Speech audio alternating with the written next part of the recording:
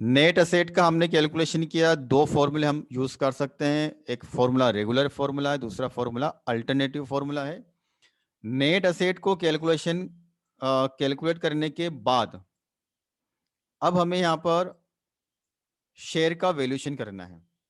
अब जैसे हम जानते हैं कि बैलेंस शीट के अंदर दो तरह के शेयर होते हैं, दो तरह के अंश होते हैं। एक होता है इक्विटी शेयर, दूसरा होता है प्रेफरेंस शेयर। तो अब हमें यहाँ पर अलग अलग केस को समझना है। तो सबसे पहले हमारे सामने जो मेन केस है वो है कि जिस कंपनी के शेयर का आप यहाँ पर मूल्यांकन करना चाहते हो, क्वेश्चन के अंदर जो कंपनी हमारे सामने है उस कंपनी की बैलेंस शीट में सबसे पहले आप चेक करिए कि इसमें इक्विटी शेयर हैं कि इक्विटी शेयर के साथ प्रेफरेंस शेयर भी हैं। तो पहला हमारा मेन केस आप यहां पर आ रहा है, when company issued only equity share, जब कंपनी ने केवल इक्विटी शेयर ही इशू कर रखे हैं, मतलब कंपनी की बैलेंस शीट में केवल इक्विटी शेयर ही हैं। तो हमारा मेन केस क्या हुआ, मेन हेडिंग क्या हुआ, when only equity share issued by the company, company ने केवल इक्विटी शेयर ही इशू कर रखे, मतलब प्रेफरेंस शेयर कंपनी की बैलेंस शीट में नहीं है। अब इसके अंदर भी हमें यहां पर कुछ केस समझने होंगे। पहला केस, ध्यान से आप समझे, पहला केस, कंपनी की बैलेंस शीट में हमको इक्विटी शेयर दिखाई दे रहे हैं। एक कंपनी अलग अलग कैटेगरी के इक्विटी शेयर यहां पर मार्केट में इशू कर सकती है। फॉर एग्जाम्पल, किसी की इक्विटी शेयर की फेस वैल्यू 100 रुपये हो सकती है, किसी की 10 रुपये हो सकती है। फेस वैल्यू अलग अलग हो सकती है इक्विटी शेयर की। जो केस नंबर 1 है उसमें क्या लिखा हुआ है कि जो शेयर कंपनी ने इशू किए हुए हैं उन सभी शेयर की फेस वैल्यू एक समान है और वो फुल्ली पेड अप हो। तो केस क्या बना इसमें, यहां पर हमें केस क्या याद रखना है, फेस वैल्यू कैसी होनी चाहिए यहां पर, सेम। अगर एक से ज्यादा तरह के कंपनी ने शेयर मार्केट में इशू कर रखे हैं तो सभी की फेस वैल्यू कैसी होनी चाहिए, यहां पर इक्वल, सेम होनी चाहिए। जैसे 10 रुपए के शेयर हैं तो सारे शेयर कैसे हैं, 10 रुपए वाले, या सभी शेयर कैसे हैं, 100 रुपए वाले। तो केस नंबर 1 में क्या देखना आपको, यहाँ पर फेस वैल्यू सेम होनी चाहिए और वो सभी शेयर फुल्ली पेड अप होने चाहिए। फुल्ली पेड अप का मतलब कंपनी को 100 रुपए लेने थे, कंपनी को 100 रुपए मिल चुके हैं, कंपनी ने 100 रुपए मांग लिए, इसको बोलते हैं फुल्ली पेड अप। तो केस देख करके आपको कैलकुलेशन करना। तो पहला case, same face value and fully paid up share, same face value and fully paid up share. Valuation कैसे होगा, तो अब हमारा मेन कैलकुलेशन, वैल्यू पर share is equal to value of net asset. जो नेट असेट अभी हमने यहां पर कैलकुलेट की है उसको हमको डिवाइड करना है number of equity share issued. Company की बैलेंस शीट में हमको चेक करना होगा कंपनी ने कितने इक्विटी शेयर इशू किए हुए हैं। यदि हम उसको उससे डिवाइड कर देंगे तो हमें यहां पर एक शेयर की वैल्यू का पता चल जाएगा। ठीक है, तो ये हमारा पहला केस है। अब पहला केस हमको समझना है तो उसके लिए हम यहाँ पर अभी एक प्रैक्टिकल क्वेश्चन लेके आने वाले हैं जिसमें आपको नेट असेट का कैलकुलेशन भी देखना होगा और उसके अलावा अ, उसमें आपको एक शेयर की वैल्यू का भी यहाँ पर कैलकुलेशन करना होगा। इसी के साथ में हम एक और केस यहाँ पर कवर करेंगे, केस नंबर 2, कि बैलेंस शीट के अंदर कंपनी ने मान लीजिए यहाँ पर दो तरह के इक्विटी शेयर इशू किए हुए हैं।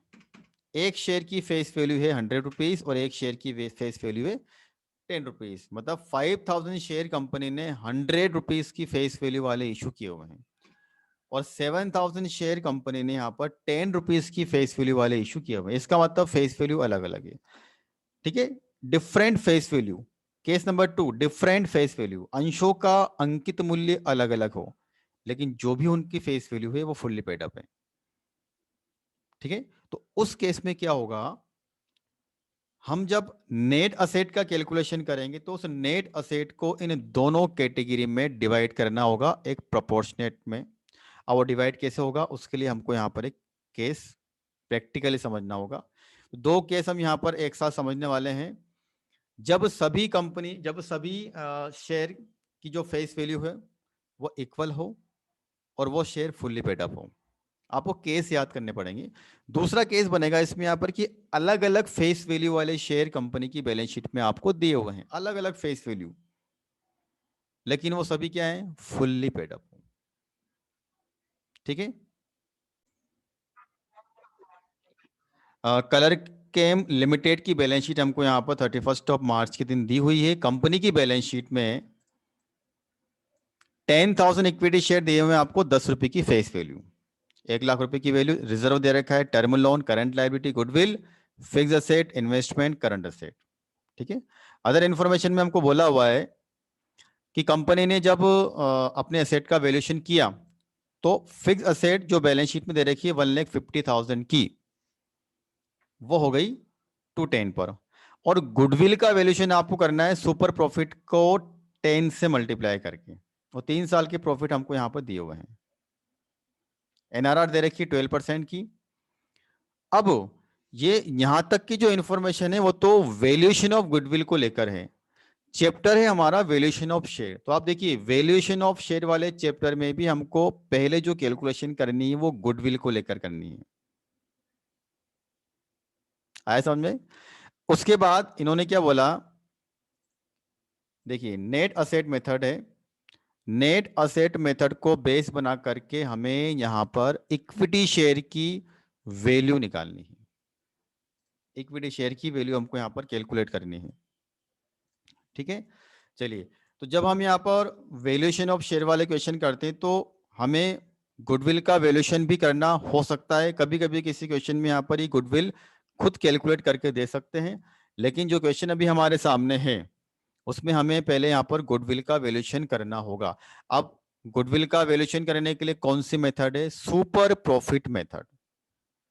इसका मतलब हमको सबसे पहले सुपर प्रॉफिट निकालना होगा। अब सुपर प्रॉफिट निकालने के लिए फिर से हमारी जो कैलकुलेशन है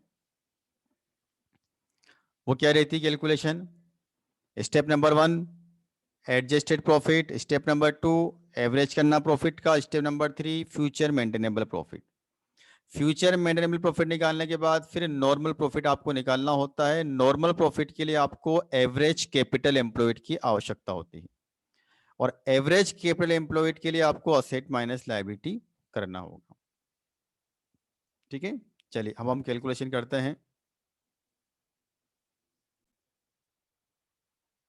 क्वेश्चन को पूरा पढ़ने के बाद अब हमें सबसे पहले यहाँ पर गुडविल का कैलकुलेशन करना है। तब आप ये ध्यान रखिए बैलेंस शीट के अंदर भी इन्होंने यहाँ पर गुडविल का अमाउंट दिया हुआ था क्वेश्चन के अंदर, लेकिन हम गुडविल का सेपरेट कैलकुलेशन करेंगे। तो गुडविल के लिए हमको सबसे पहले यहाँ पर एवरेज कैपिटल एम्प्लॉयड का कैलकुलेशन करना है। तो एवरेज कैपिटल के लिए हमको पहले क्लोजिंग कैपिटल एम्प्लॉयड को निकालना होगा।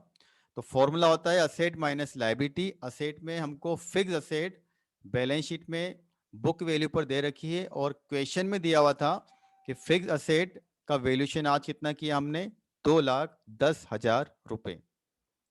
ठीक है। तो फिक्स असेट को हमें कितने पर लेना है, 210 पर।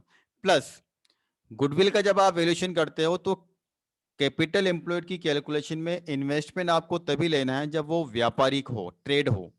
क्वेश्चन में यहाँ पर साफ साफ दिया हुआ है कि ट्रेड इन्वेस्टमेंट।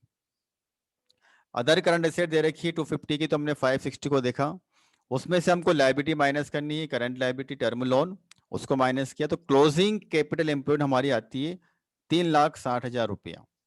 अब इसमें से हमको करंट ईयर के प्रॉफिट का 50% माइनस करना है। हमको चेक करना है क्या कोई करंट ईयर का प्रॉफिट है क्या। तो हमको 3 साल के प्रॉफिट दिए हुए हैं, 51,600, 54,800 एंड 40,600। ठीक है, ये क्वेश्चन में हमको गिवन है। अब हमें करंट ईयर प्रॉफिट 40,600 रुपया दिया हुआ है। किसी भी प्रकार का कोई समायोजन हमको यहाँ पर नहीं करना है, तो इसका हमने क्या किया, 50% किया। ठीक है। एवरेज कैपिटल एम्प्लॉयड हमने यहाँ पर कैलकुलेट की 3,39,700। अब हमें नॉर्मल प्रॉफिट यहाँ पर निकालना है। तो नॉर्मल प्रॉफिट आप देखिए इसमें यहाँ पर कैसे निकलता है, एक्चुअल नॉर्मल प्रॉफिट कैसे निकलता है, average capital employed into NRR. NRR question में हमको दे रखी है यहाँ पर 12%, ठीक है। तो 339,700 का 12% हमने किया तो हमें नॉर्मल प्रॉफिट पता लगता है 40,764 रुपया। अब एक्चुअल एवरेज प्रॉफिट जिसको हम बोलते हैं फ्यूचर मेंटेनेबल प्रॉफिट, तो 3 साल की प्रॉफिट हमको दिए हुए हैं, किसी भी प्रकार का कोई समायोजन नहीं करना है क्योंकि कोई इंफॉर्मेशन ऐसी हमको यहाँ पर नहीं दे रखी है। 3 साल के प्रॉफिट को हमने देखा, क्या उसमें ट्रेंड है, क्या प्रॉफिट कंटिन्यू बढ़ रहे हैं, नहीं। इसका मतलब हमने क्या किया, उसका एवरेज कर लिया, जिसको हम क्या बोलते हैं, एक्चुअल एवरेज प्रॉफिट। अब एक पॉइंट हमको यहाँ पर समझना है कि जब हम फ्यूचर मेंटेनेबल प्रॉफिट निकालते हैं तब हमको एडिशनल डेप्रिसिएशन या फिर सेविंग इन डेप्रिसिएशन को समझना होता है। बैलेंस शीट के अंदर जो फिक्स असेट दी हुई थी वो 1,50,000 रुपए थी और आज उसका वैल्यूएशन किया हमने यहाँ पर 2,10,000 रुपए पर, 2,10,000। इसका मतलब असेट 60,000 से बढ़ गई और उस असेट के ऊपर 10% की रेट से फ्यूचर में अब ज्यादा डेप्रिसिएशन लगने वाला, जिसको हम क्या बोलते हैं, एडिशनल डेप्रिसिएशन, ठीक है। तो एडिशनल डेप्रिसिएशन हमको माइनस करना है एवरेज प्रॉफिट में से। जैसे हमने यहाँ पर एवरेज प्रॉफिट में से इसको माइनस किया, हमें फ्यूचर मेंटेनेबल प्रॉफिट का पता लगता है, जिसको हम बोलते हैं एक्चुअल एवरेज प्रॉफिट 43,000, ठीक है। अब 43,000 हमारा फ्यूचर मेंटेनेबल प्रॉफिट, 40764 हमारा इस पर नॉर्मल प्रॉफिट, सुपर प्रॉफिट हमारा आता है 2236, 2,236 रुपए, ठीक है। अब यदि हम इसको 10 से मल्टीप्लाई कर देते हैं तो हमें गुडविल का पता लगता है। तो यहां तक का जो कैलकुलेशन है वो हमारा प्रीवियस चैप्टर का कैलकुलेशन था, वैल्यूएशन ऑफ गुडविल। अब हमें कैलकुलेशन करना है इसमें यहाँ पर वैल्यूएशन ऑफ शेयर का। गुडविल का हमने कैलकुलेशन किया और वो गुडविल हमारी इसमें कितनी आती है, 22,360 रुपया, ठीक है। अब हमारा इसमें मेन कैलकुलेशन है यहाँ पर कलर केम लिमिटेड के एक शेयर का वैल्यूएशन करना, एक शेयर का वैल्यूएशन करना। चलिए, जैसा मैंने भी आपको बताया, सबसे पहले आपको क्या निकालना होता है, नेट असेट। क्या निकालना होगा आपको यहाँ पर, नेट असेट। तो हम जो पहली कैलकुलेशन करेंगे वो होती है कैलकुलेशन ऑफ नेट असेट। अब वैल्यूएशन ऑफ शेयर में नेट एसेट का फॉर्मूला मैंने आपको बताया, दो तरह से हम कर सकते हैं, regular formula and alternative formula. तो रेगुलर फॉर्मूला जो होता है वो क्या होता है, total asset at G valued price, G valued price, G valued price का मतलब आज की प्राइस माइनस टोटल लायबिलिटी, ठीक है। तो देखिए, सबसे पहले हम यहाँ पर देखना किस तरह से असेट को लेते हैं।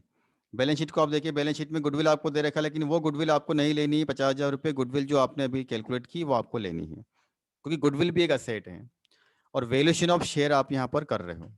सबसे पहले आपको लेनी है गुडविल 22,2,360, ठीक है, प्लस फिक्स असेट आपको लेनी है और वो आज की प्राइस पर आपको दे रखी है 2,10,000,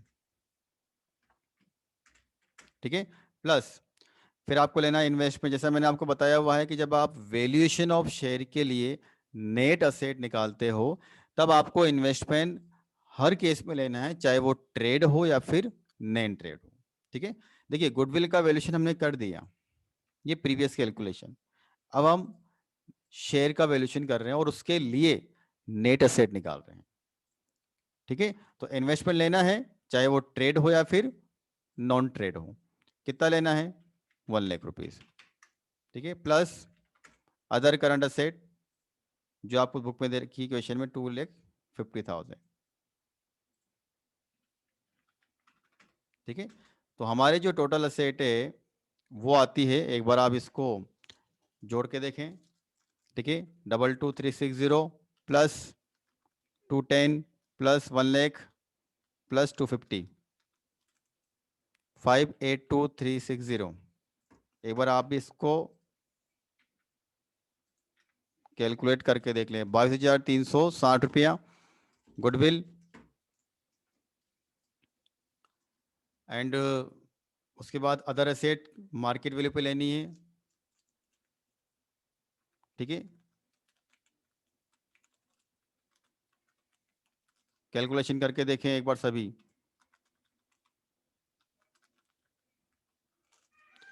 चलिए, अब उसके बाद हमें इसमें से लायबिलिटी को माइनस करना है, तो लायबिलिटी का पहले डेटोल देखना पड़ेगा आपको। लायबिलिटी में क्या क्या आता है अभी मैंने आपको बताया फॉर्मूले में। बैलेंस शीट आप देख रहे हो, अल्टरनेटिव फॉर्मूला आप अप्लाई नहीं कर रहे हो, रेगुलर फॉर्मूला आप अप्लाई कर रहे हो। तो उसमें असेट लायबिलिटी में क्या आएगा, term loan and current liability 50 और 150। तो टोटल लायबिलिटी हमारी इसमें यहाँ पर है, लायबिलिटी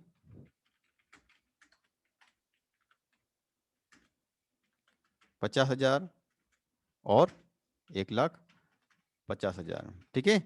ये लायबिलिटी हमको यहाँ पर दी हुई है, और लायबिलिटी को हमने बुक वैल्यू पे इसलिए दिया क्योंकि हमारे पास कोई इन्फॉर्मेशन नहीं है। तो टोटल लायबिलिटी जो हमारी है वो आती है 2,00,000 रुपया। चलिए, अब हम क्या करते हैं इसमें यहाँ पर नेट असेट का कैलकुलेशन करेंगे। तो asset minus liability 582,360, 582,360 minus 2 lakh, कितना आया 3,82,360। क्या बोलेंगे इसको, नेट असेट्स, नेट असेट, ठीक है। चलिए, नेट असेट का कैलकुलेशन करने के बाद हमारी स्टेप 1 कंप्लीट है। यहाँ पर हमने वैल्यूएशन ऑफ शेयर करना है, उसमें एक असेट की वैल्यू नेट असेट हमने यहाँ पे कैलकुलेट की। नेट असेट के लिए असेट माइनस लायबिलिटी, असेट का मीनिंग क्या है वो भी मैंने आपको बता दिया, लायबिलिटी में क्या क्या आता है वो भी मैंने आपको बता दिया। नेट असेट निकालने के बाद अब आप चेक करोगे केस। तो हमारा अभी चल रहा है केस नंबर 1, और केस नंबर 1 क्या है, when equity share given in the question only. जब बैलेंस शीट के अंदर हमें केवल इक्विटी शेयर दे रखा है, और इक्विटी शेयर के अंदर भी वो जितने भी इक्विटी शेयर हैं वो फुल्ली पेड अप हो और सेम फेस वैल्यू वाले हैं। आप क्वेश्चन को चेक करें, क्वेश्चन के अंदर यहाँ पर केवल एक ही शेयर दे रखे हैं आपको 10,000, 10 रुपए की फेस वैल्यू वाले फुल्ली पेड अप, ठीक है। मतलब हमें केस नंबर 1 अप्लाई करना है। तो केस नंबर 1 जब आप अप्लाई करोगे तो वैल्यू पर शेयर का फॉर्मूला क्या है,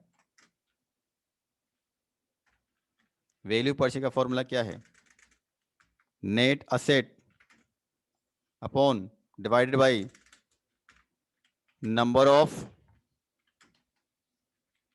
इक्विटी शेयर्स, ठीक है।